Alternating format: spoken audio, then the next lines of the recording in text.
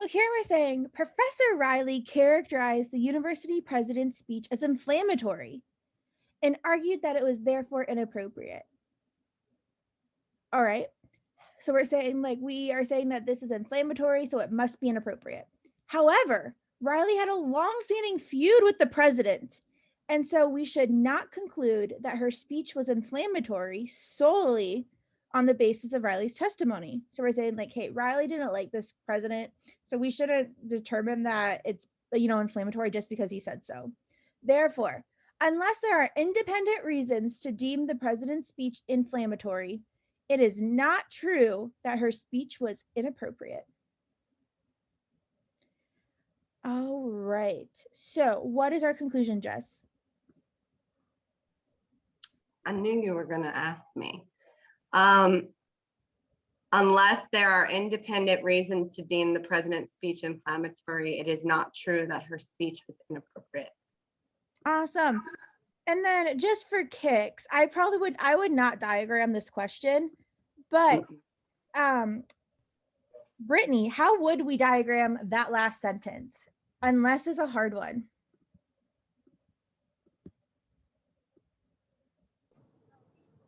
Okay, so unless is negate sufficient. So if there are not independent reasons. What condition does unless introduce? Unless introduces, oh wait, unless necessary. Excellent. So what's our necessary condition? So independent reasons. Awesome. Then, so there's independent reasons. So then her speech was not inappropriate. Yeah. Okay. So our sufficient condition is it is not true that her speech was inappropriate, but unless we have to do the fancy thing too. Oh yeah. So we're gonna say it is inappropriate. Excellent. We have to negate her sufficient. Fabulous. Oh, so yeah.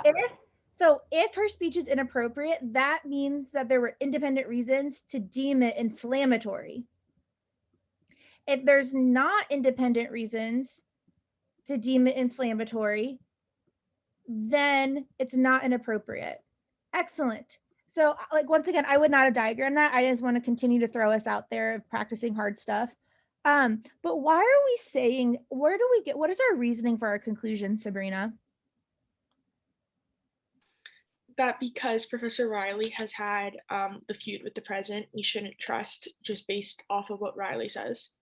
Right, but also, what is it that Riley says?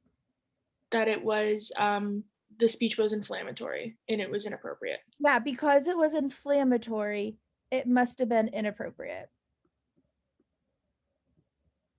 All right, what is people's predictions for this one? Character flaw.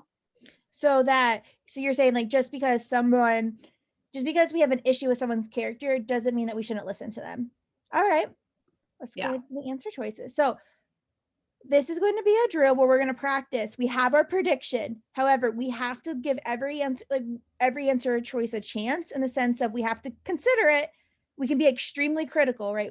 Most answer choices are wrong. However, we read it, even though it's not our answer choice, we don't just even though it's not a prediction, we don't just cross it off. We think about, could this be right? And if not, we cross it off. Okay, let's go. All right.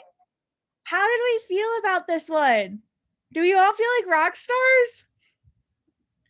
All right, so let's start with, why is B wrong?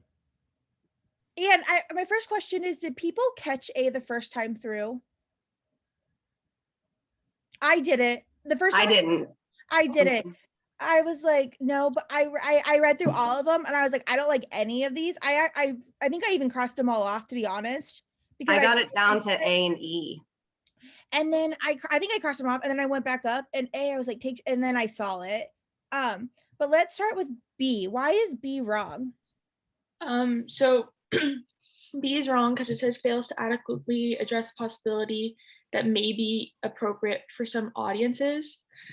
I mean, it doesn't matter if it's appropriate for the audiences. We're talking more about finding, like saying just because it's inflammatory, then it's not true that the speech was inappropriate. Yes. Our issue is between our why we're saying it is inappropriate, not necessarily like, oh, but it might be appropriate for some. Cool. Yeah. And just because it's appropriate for some doesn't mean that it was appropriate for this event. Excellent. All right. Why is C wrong?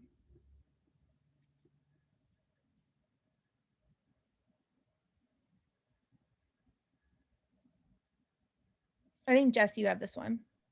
Oh, sorry. Okay. It's wrong because it has nothing to do with his privileged standing. Yes, a lot of people pick C, but it's not because of his privileged standing. We don't even necessarily favor the university president. We just put Riley down. Excellent. All right, why is D as in dog wrong? D is not correct because I don't know what Riley is gaining.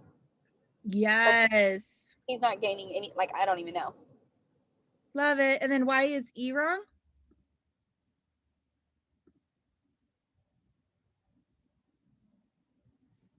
You have Elin.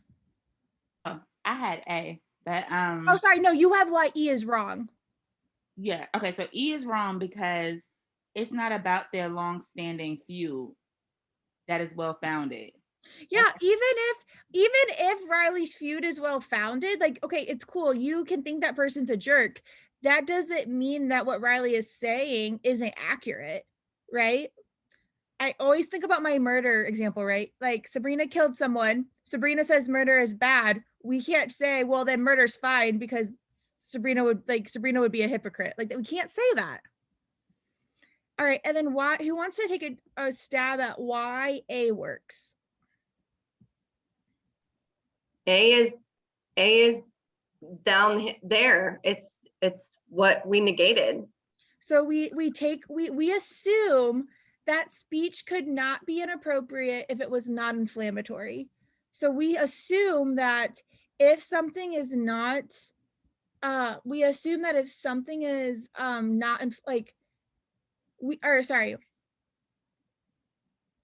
be inappropriate. So, well, it's not necessarily what we negated.